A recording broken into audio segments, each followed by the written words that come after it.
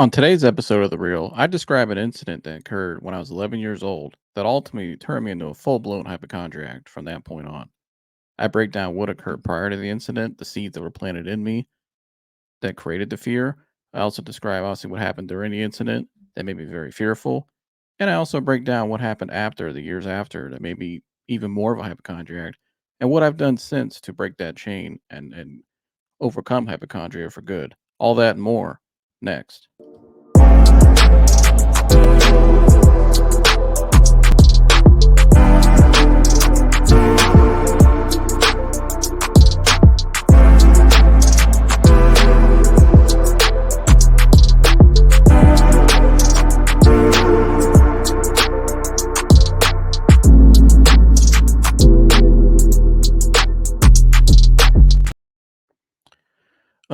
Welcome back to the real Joseph Labin. I am Joseph Labin. Hope you guys having a great week. Happy Thursday to you guys.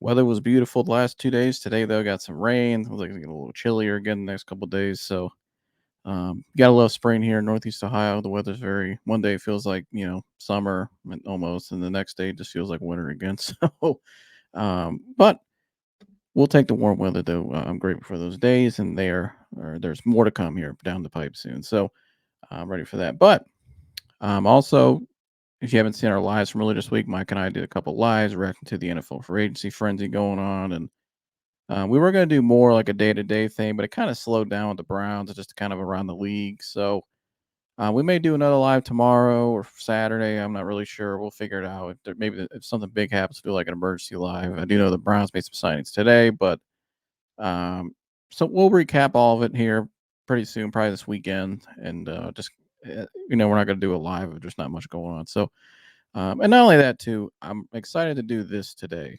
This is all to what I want to do.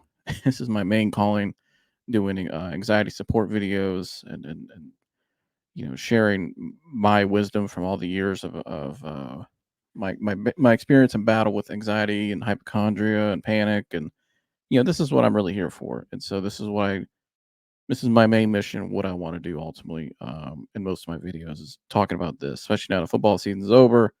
Yeah, we'll do small season stuff, but this is most important than anything, doing these. So um, today, though, very important episode today. I'm looking forward to doing this. Not sure, wasn't I wasn't sure when I was going to share this story. I have a lot of stories from the last 15 years of my life almost that I could share with you guys, that eventually I will share more of them as time goes on. But the first one, it was today, which is what I'm sharing, is the most important one. Um, this one today, I'm talking about an incident that occurred to me at 11 years old. That's right. When I was 11 years old, this incident turned me into a hypochondriac. Now, before I get in and break down the incident, what happened and what occurred, I want to share two key important incidents prior to that, right? Because they kind of, and why I'm bringing these up, you'll realize later in the middle of the story of the incident. And so, when I was, growing up, I grew up in a pretty stable home. Both my parents, dad went to work, mom took care of me. Um, lived in a pretty stable home. I had my cousins, my grandparents. My grandmother lived right up the road from us with my uncle, who I'm close with. So I used to go over their house all the time. Saw my cousins a lot. I grew up around pretty stable home and environment, good family. Family had like any other family, had our own ups and downs, and everybody had their own things they were going through that I wasn't aware of at the time. People going through their own battles of hypochondria and anxiety and some of that generational stuff, which I talked about on the show. And so when I was, I believe, about 5, 6 years old, right around there, my dad was in his 20s, late 20s, and my dad's father was born sick, my grandfather.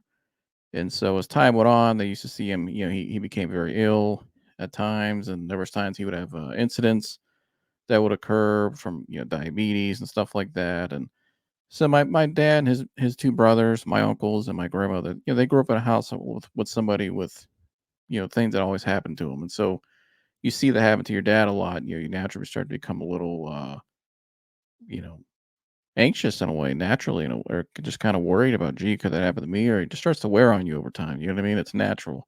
especially at an early age, especially seeing an authority figure, somebody you love, going through something like that.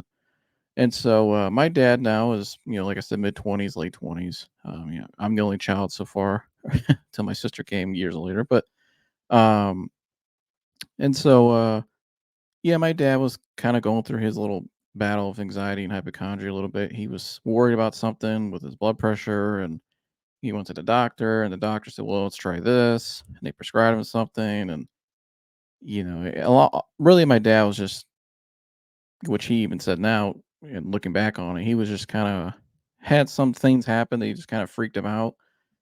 And so anytime like he would feel like his blood pressure was getting high, or he would feel like you know, something was wrong. By the way, this is disclaimer, I'm not a professional. My dad's not a medical professional. I'm not.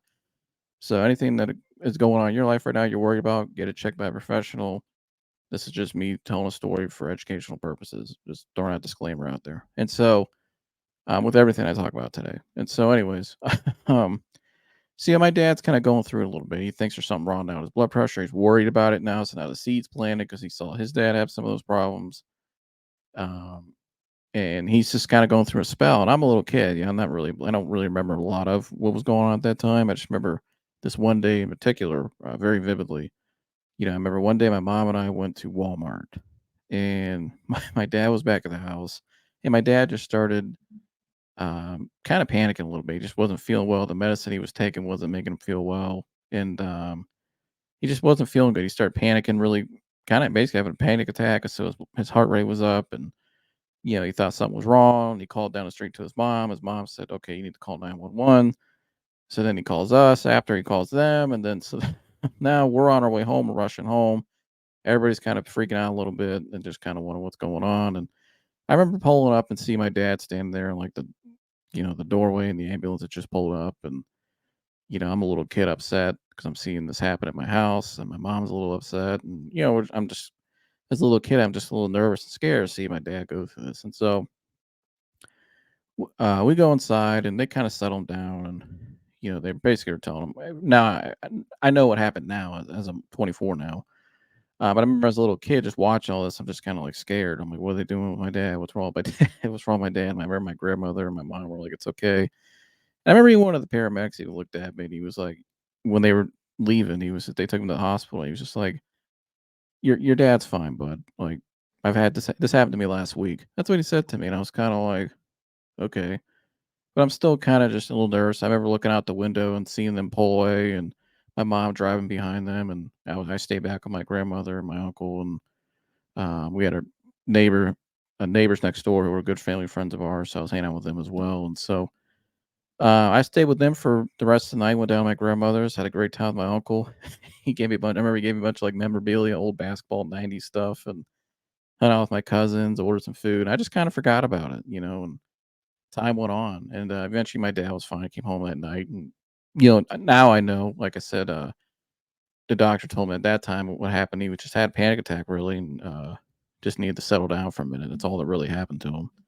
And so, kind of like a lot of people, one of four people in the ER right now, statistically, are there because of anxiety and panic. And so, um, but again, at 5, 6 years old, so from the ages of 0 to 7 is usually when anytime you have something that looks traumatic a traumatic incident in your life, right? That was a traumatic incident for me, seeing that happen to my dad, seeing somebody like go through something like that I really cared about, that was Superman to me. And so that was the first seed that was instilled in me. Didn't really bother me at that time then, right?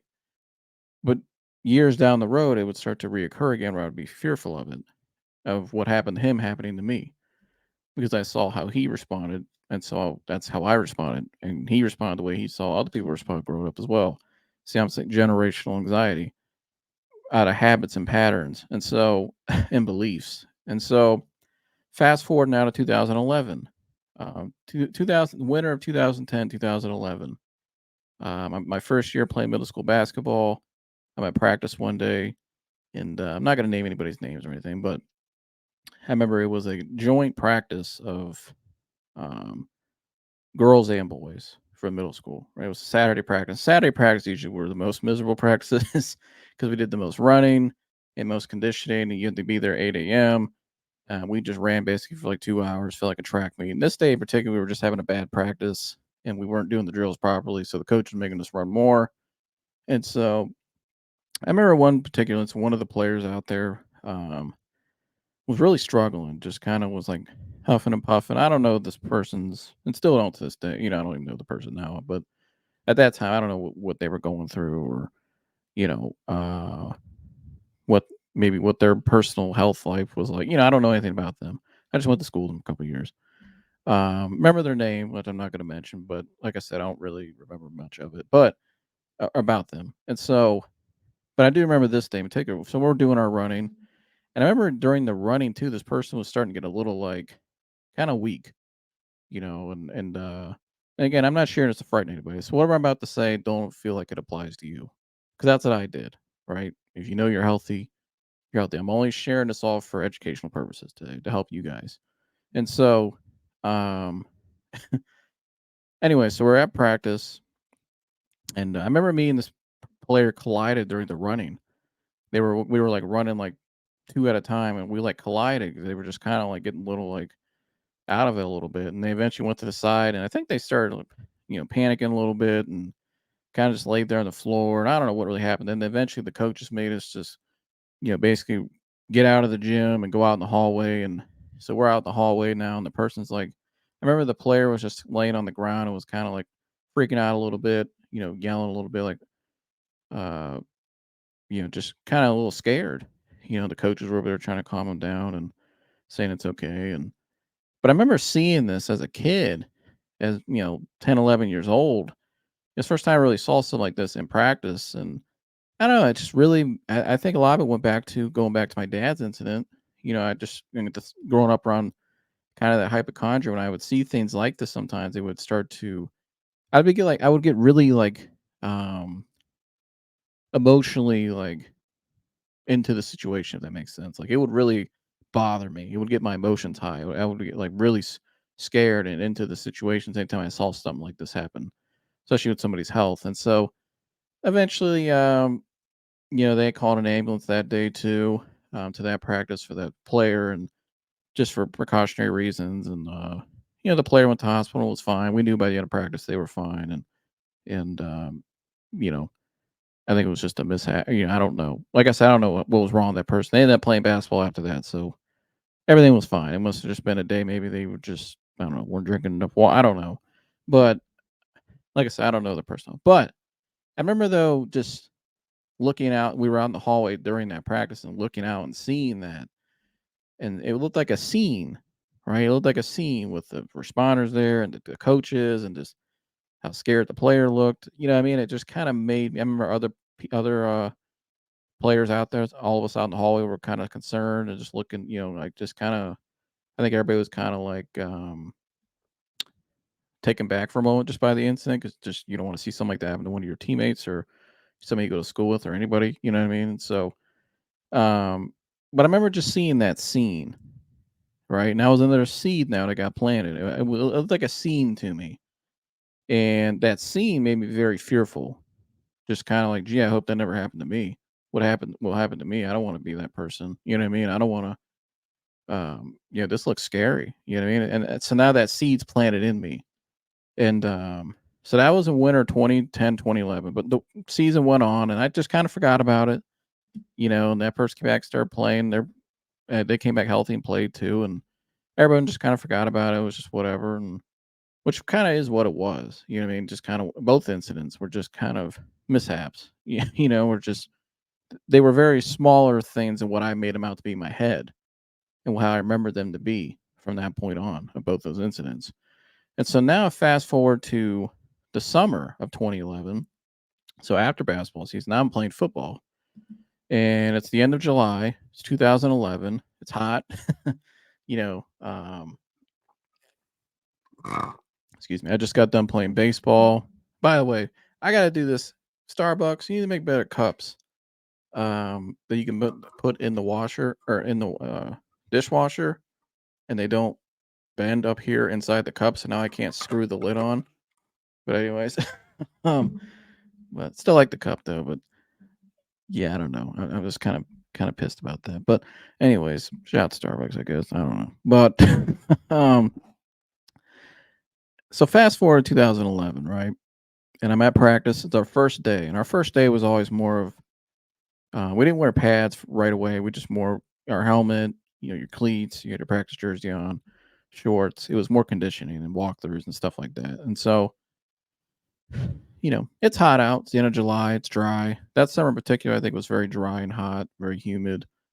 It was very full blown summer day today, probably in the 90s. It was hot and humid. And so full sun. Our practices started at 5:30 around that time of the year.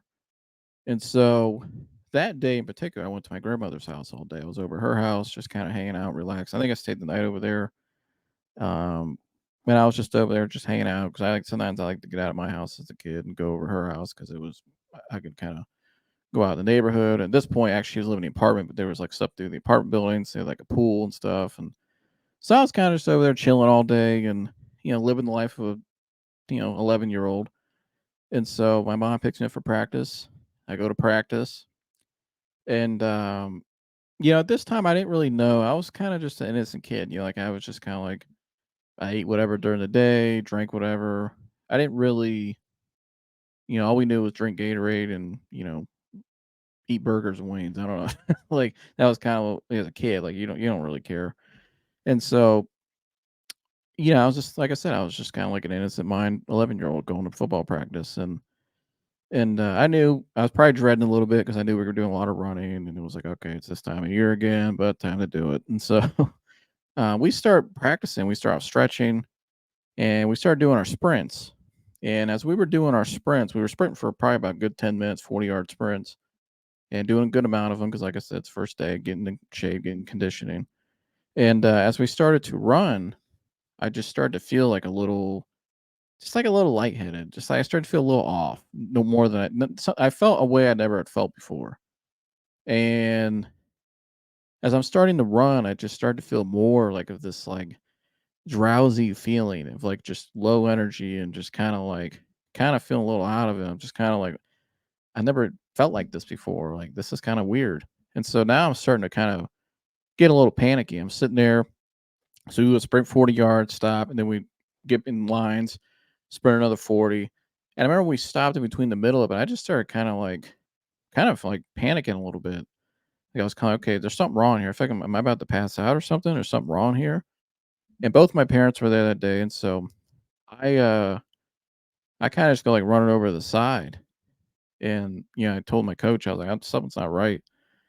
And so he's like, "All right, I'll go over there and sit for a minute." So I go to my mom and dad. And I'm just started like I don't know, I just remember grabbing my mom and dad, and I just started, like, panicking because I just started to feel like I feel like I was losing control of my body. I just started to feel very weird, a feeling I'd never felt before, and, I'm just starting to panic. I'm starting to first one I've ever had, and I'm crying, I'm grabbing my mom and dad, I'm, like, freaking out a little bit, I'm up against the fence, and I remember too what really bothered me was, deep down inside as I was sitting there trying to calm down, and I'm, feeling a little out of it a little bit, and I'm just looking around. I'm kind of starting to panic, and I'm a little overheated.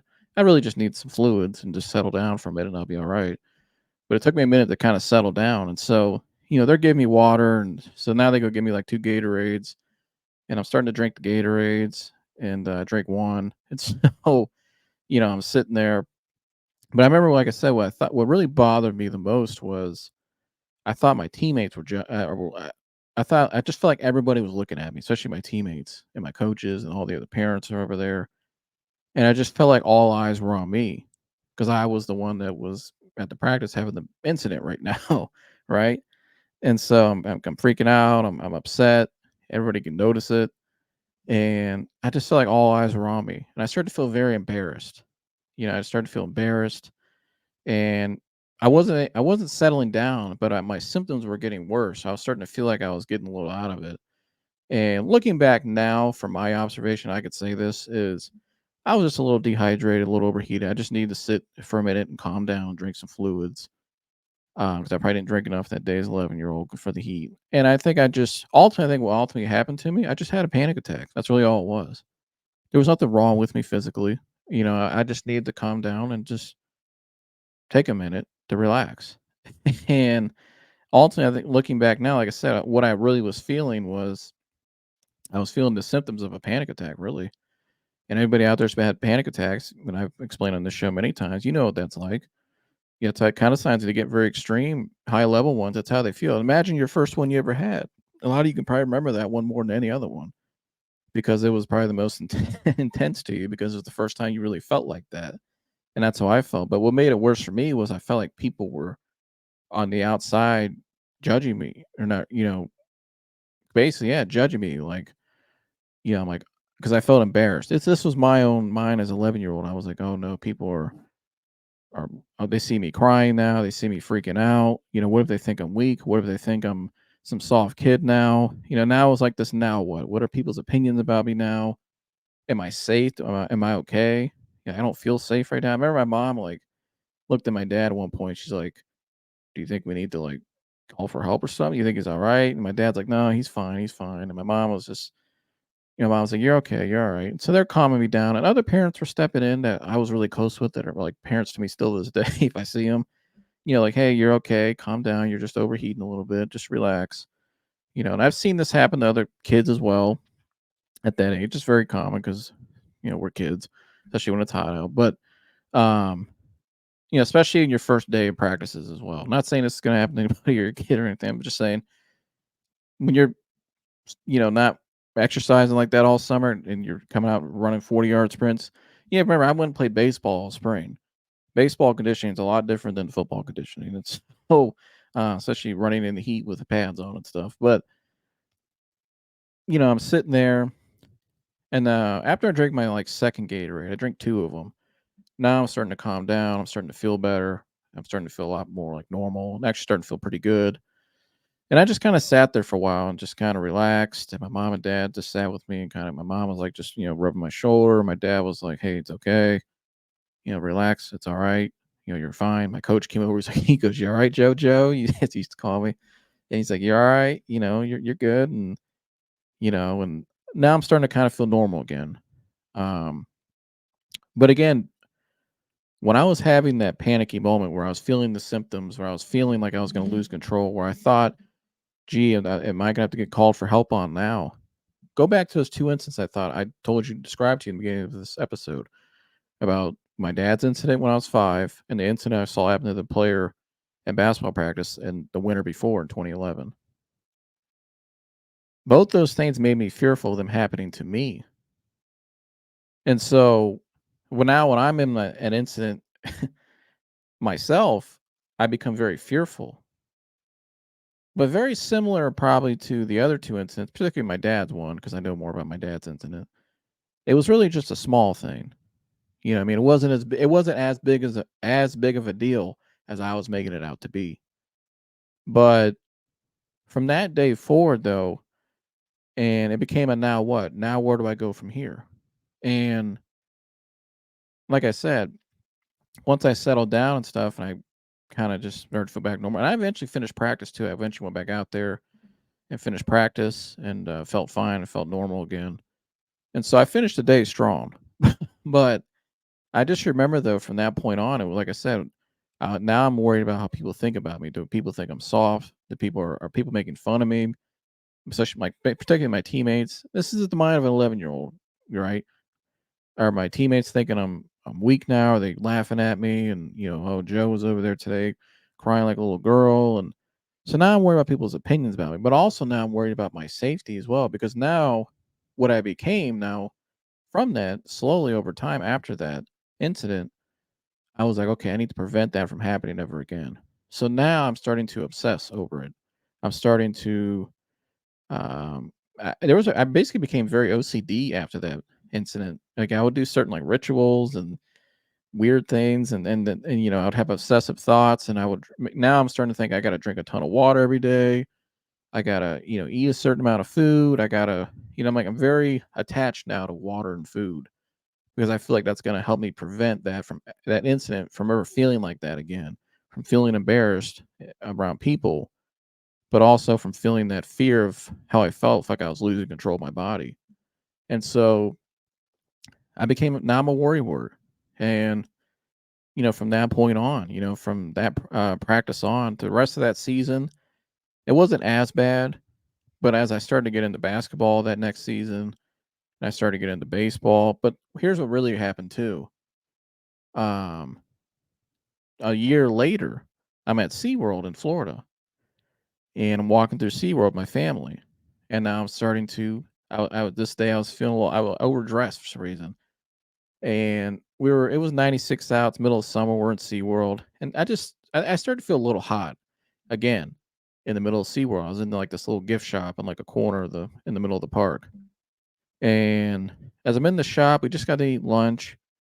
I'm just feeling a little off again. I'm feeling that same feeling I felt at practice a little bit. And I immediately just started to panic because I was like, oh no, it's that feeling again. When really all I was feeling was I was really just tired and probably needed to sit down for a minute, drink some water. Sometimes when you're at those parks like that, you go every day for that week.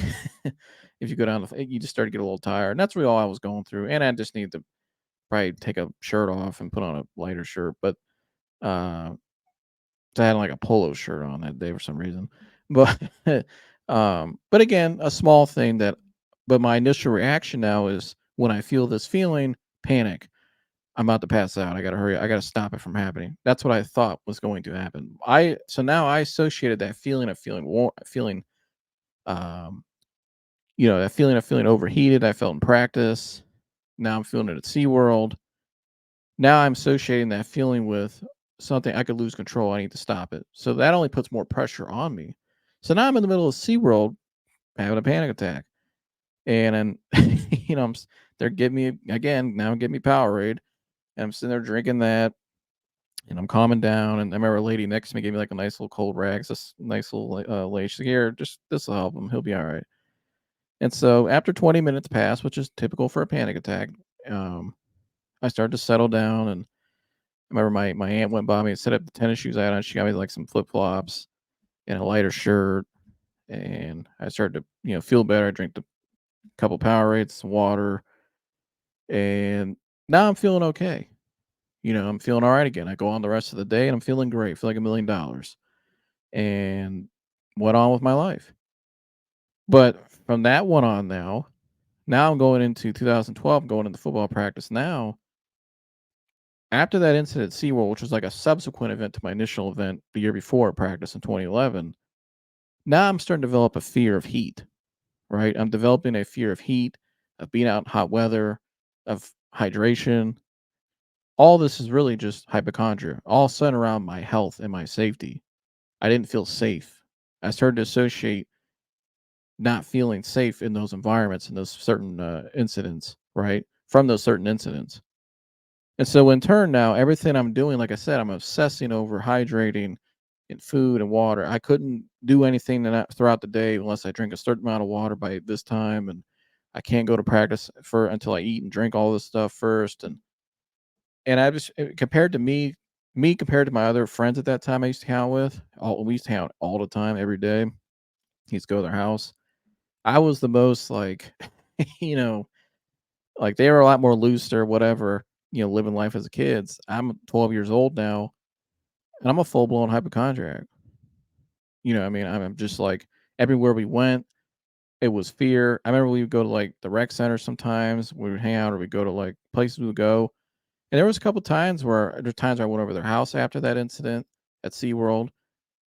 And if I felt tired in some way or I felt a certain way, I would just start to get fearful of that happening. And I remember one time I went out to breakfast one morning with my friends. I was over at my one friend's house, and his parents, who I'm really close with, like second parents to me, took us all out to breakfast one morning. And, we were up late. And, as kids, like three, we got up at like 9, went to breakfast. And I remember I'm sitting there at breakfast and I just was feeling tired.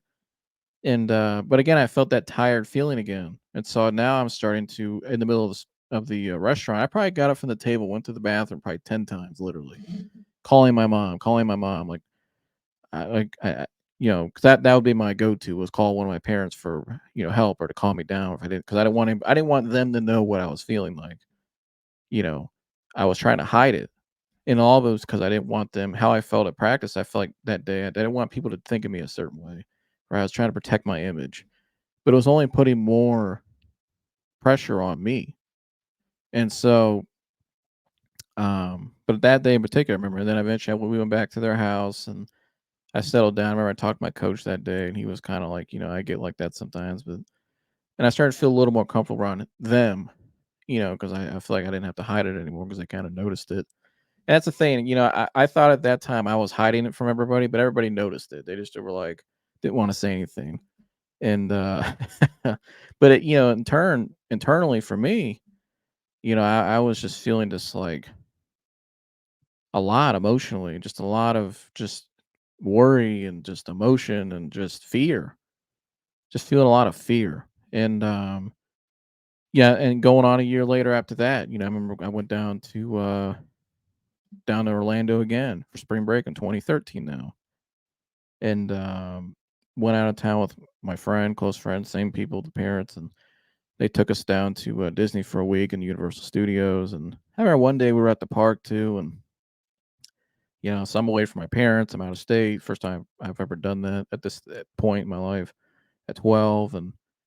And well, actually, well, first time I went away without them. And so, yeah, I'm 13 years old now, and we're at the park one day, and I'm feeling a little tired, middle of the week, kind of similar to when I went to SeaWorld the year before. And, I remember in the middle of the park, I started to feel that overheated. I started to feel that feeling again of feeling tired. And as soon as I started to feel that feeling of tired and fatigue, that's all I was. I just needed to kind of wake myself up a little bit and just realize it's okay. It's normal the way I was feeling. But as a kid, in 11, 12, 13-year-old mind, I started to think, uh-oh, I got to, now I'm in the middle of the park with my, with the parent and my friends. And I'm sitting there starting to like, kind of like get anxiety. I'm like, my mom and dad aren't here. Something happens to me. I'm only with them, and they don't really know, because only my mom and dad at this time kind of, they only knew about the fear, because I kind of discussed it to them a little bit at certain times.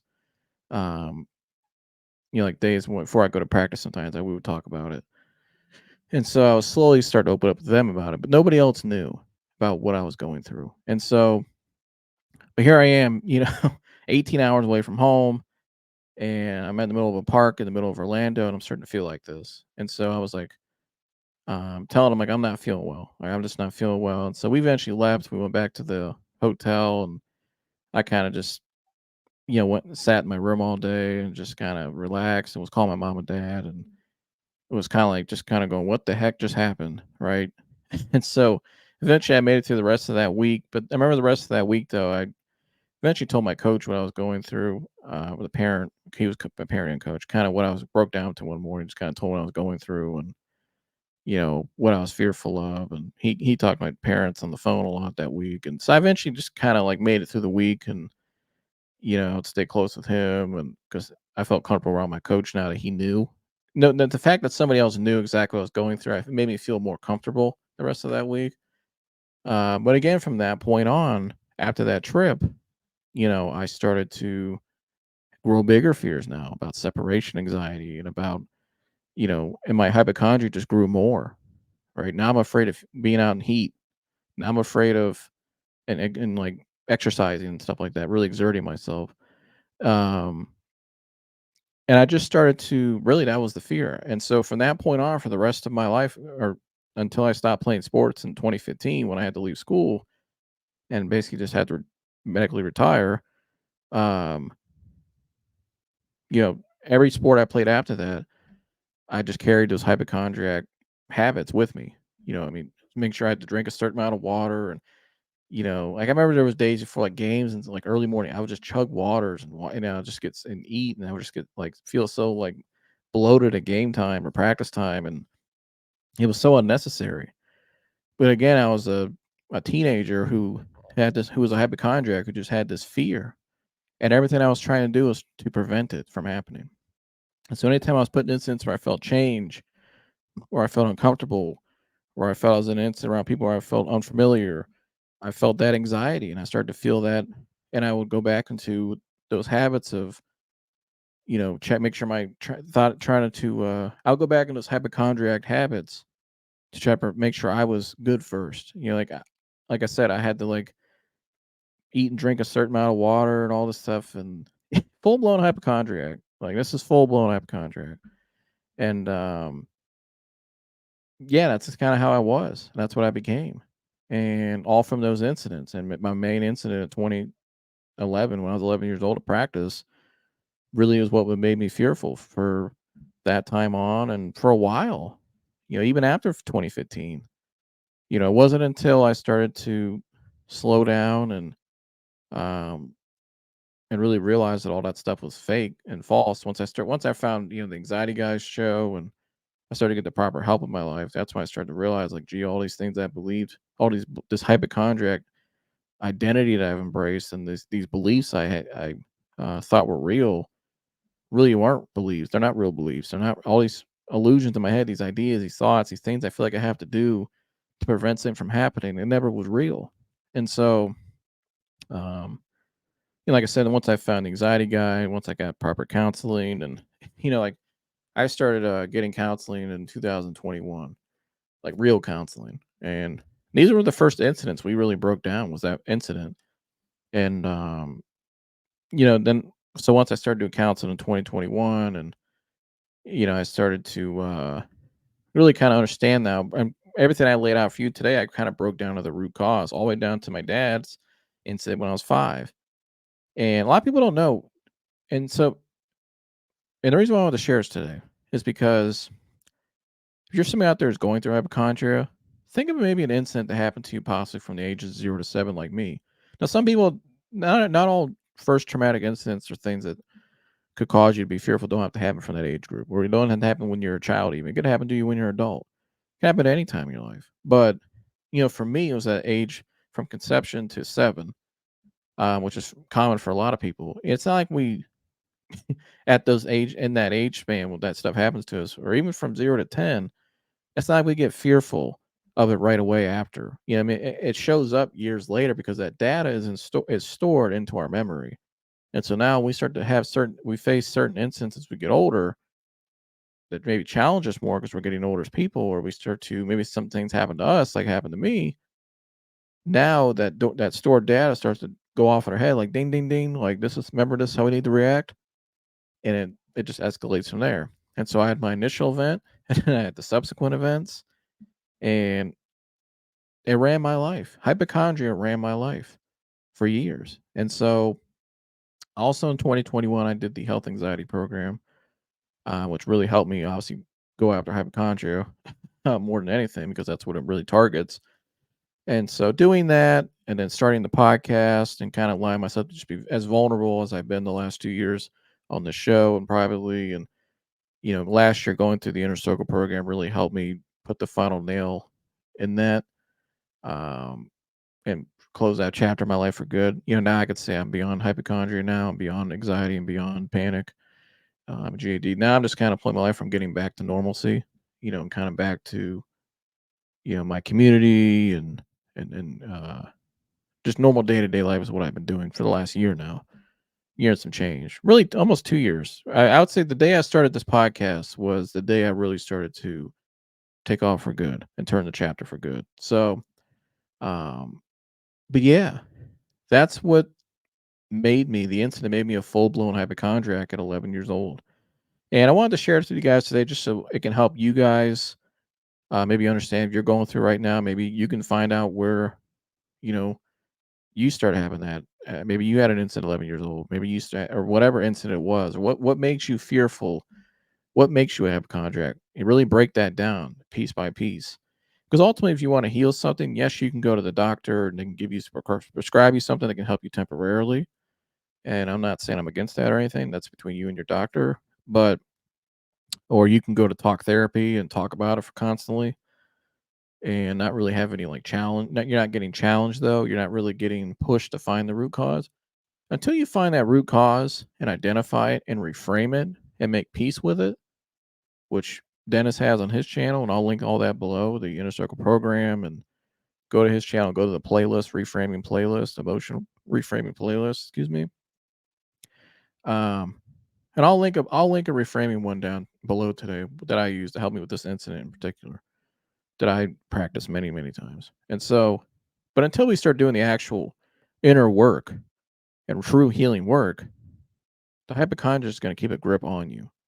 That fear is going to keep a grip on you.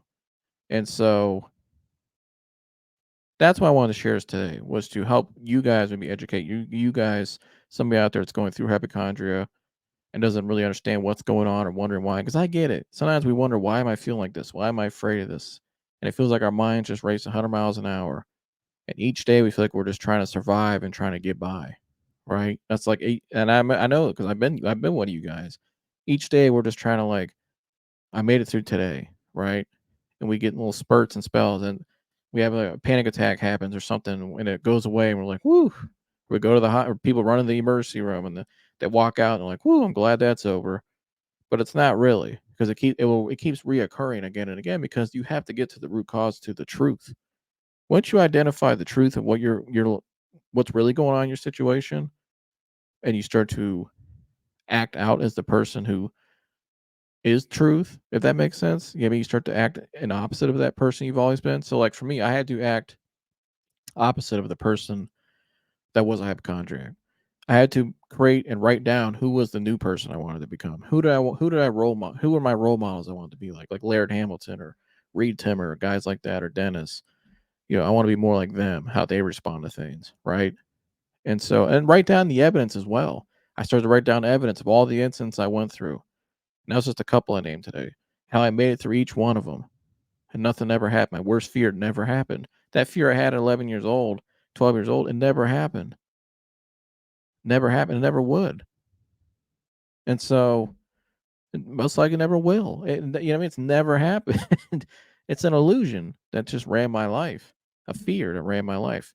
And what is fear? Fear is false evidence appearing real. I'll repeat that again. What is fear? Fear is F is for false, E is for evidence, A is for appearing, R is real. False evidence appearing real. Write that down, look at it. And pray. Pray. If you don't believe in God, talk to somebody. But I recommend praying, and pray and open up about it. Write it down, journal it, let it out. You know what I mean? Let it go.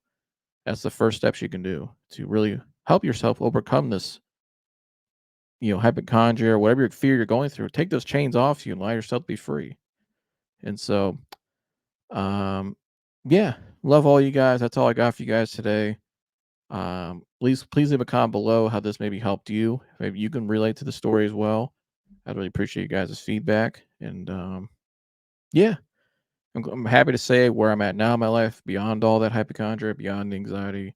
Yes, I still have my own challenges and things I'm working through in my life, but I know where I'm heading, and I know God brought me this far, and so it's for a big reason. And I will achieve my goals, and so will you. You'll make it through as well. And so, just got to believe it. So, that's all I got for you guys today. Love all you guys. Like, subscribe, share, and all the good stuff. And I'll see you guys in the next one. I'm out of here. Go.